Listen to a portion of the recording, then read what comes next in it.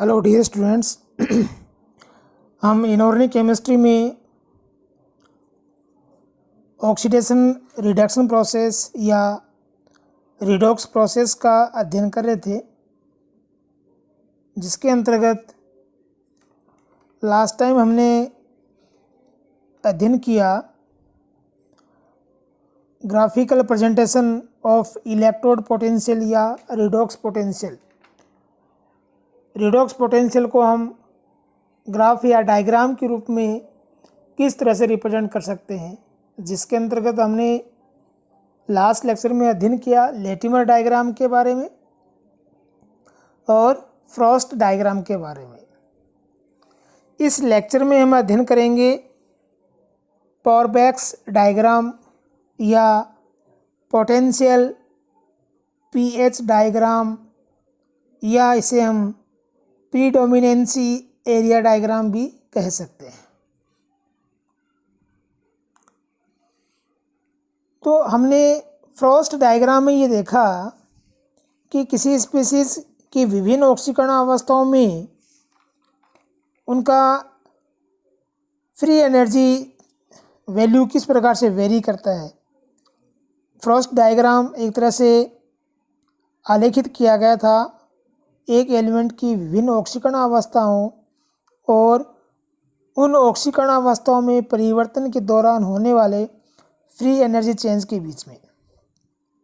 वो free energy change redox potential के रूप में ही था, लेकिन वहाँ पर हम ये नहीं बता पा रहे थे कि किसी स्पीसीज़ के रिडॉक्स पोटेंशियल पर एनवायरनमेंट का या पीएच का क्या इफ़ेक्ट होगा। पॉरबैक्स डायग्राम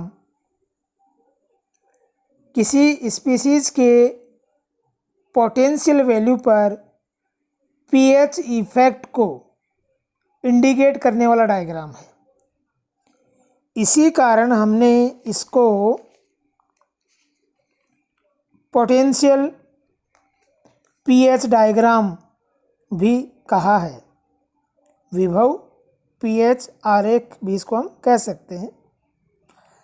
या इस डायग्राम के अकॉर्डिंग हम ये बता सकते हैं कि किसी निश्चित पीएच की जो रेंज है या एनवायरमेंटल कंडीशन है, उस एनवायरमेंटल कंडीशन में किसी विलायक में घुली हुई जो स्पीसीज़ है या आयन पेयर हैं वो स्टेबल होंगे या नहीं होंगे, या उनमें किस प्रकार के चेंजेस आएंगे। तो इसी कारण इसे हम प्रीडोमिनेंसी एरिया डायग्राम भी कहते हैं। ये पॉरबैक्स डायग्राम है। इस डायग्राम के अंदर मुख्य रूप से हम दो प्रकार की लाइन देखते हैं। दो प्रकार के लाइन को या बाउंड्रीज बनाई जाती हैं। उनमें से एक है हॉरिजेंटल, जो इस प्रकार से यहाँ पर रिप्रेजेंट की गई है, ये हॉरिजेंटल, और वर्टिकल। इसके अलावा जो थर्ड पोर्शन है वो स्लोप एरिया है। जैसे ये जो हॉरिजेंटल लाइंस है, यहाँ पर ये विदाउट स्लोप है, यहाँ पर ये स्लोप रिप्रेजेंट कर रहा है। तो ग्राफ के रूप में ये तीन प्रकार की प्रॉपर्टीज़ हैं। हॉरिजेंटल लाइन है, वर्टिकल लाइन है और स्लोप लाइन है या स्लोप एरिया है। जब हम पॉरबैक्स डायग्राम का निर्माण करते हैं तो सबसे पहले हम हॉरिजेंटल जो लाइन है उनको कर्व करते हैं, उन्हीं को हम ड्रॉ करते हैं। ये हॉरिजेंटल लाइन, जैसे यहाँ पर हम देख रहे हैं कि वाई एक्स पर पोटेंशियल वैल्यू है और जो एक्स एक्स है इस पर पीएच वैल्यू है।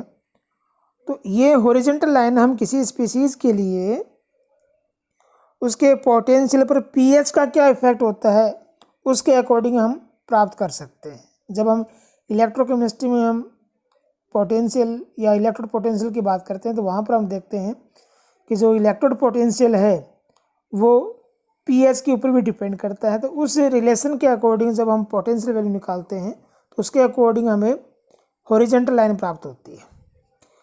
ये हॉरिजॉन्टल लाइन इक्विलिब्रियम को रिप्रेजेंट कर रही है। इस हॉरिजॉन्टल लाइन के दोनों तरफ जो स्पीसीज होती है उन दोनों स्पीसीज के बीच का जो इक्विलिब्रियम है वो ये हॉरिजॉन्टल लाइन रिप्रेजेंट कर रही है। जैसे यहाँ पर ये हॉरिजॉन्टल लाइन mn और mn+2 के बीच के इक्विलिब्रियम को रिप्रेजेंट कर रही है। तो यहाँ pH में चेंज होने के साथ साथ mn+2 से mn या mn से mn+2 बनने का जो प्रोसेस है उस प्रोसेस के लिए जो विभव मान है उसमें क्या चेंजेस होगा, किस प्रकार से चेंज हो रहा है, उसको ये हॉरिजॉन्टल लाइन रिप्रेजेंट कर रही है।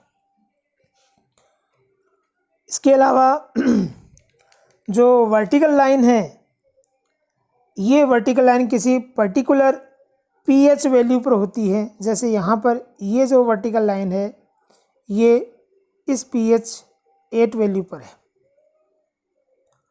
तो pH फिक्स रखने पर जो पोटेंशियल वैल्यू है उसके अकॉर्डिंग जो ग्राफ हम खींच रहे हैं वो वर्टिकल लाइन के रूप में हमें प्राप्त हो रहा है। तो यहाँ पर मतलब pH जो पोटेंशियल वैल्यू है वो pH से इफेक्टेड नहीं हो रहा है। यहाँ इक्विलिब्रियम कंडीशन जो स्पीसीज आ रही है उनका pH वैल्यू फिक्स है और ये इलेक्ट्रोड पोटेंशियल इंक्रीजिंग रूप में इस प्रकार से चेंज हो रहा है।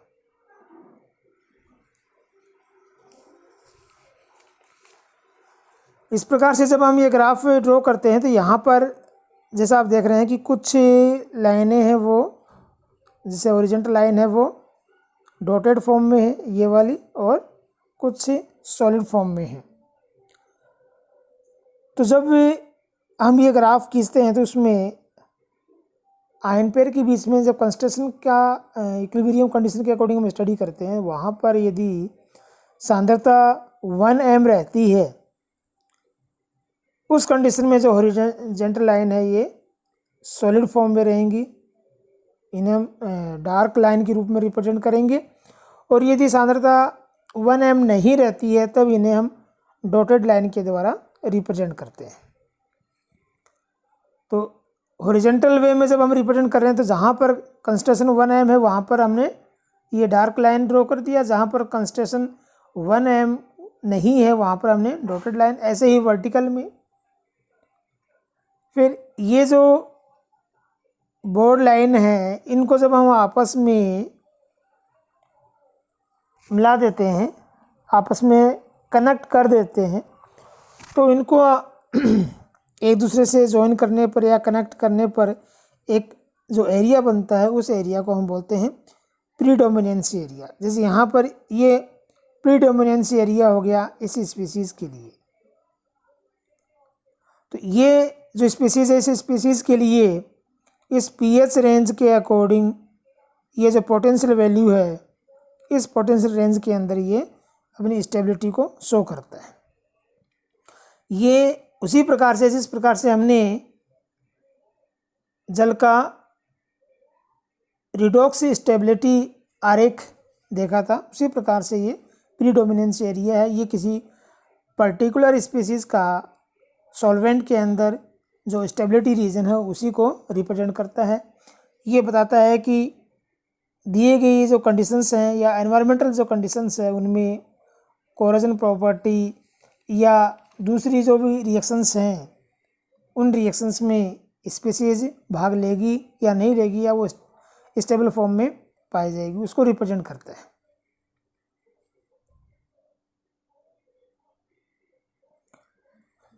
तो अब हम देखते हैं पोरबैक्स डायग्राम के अकॉर्डिंग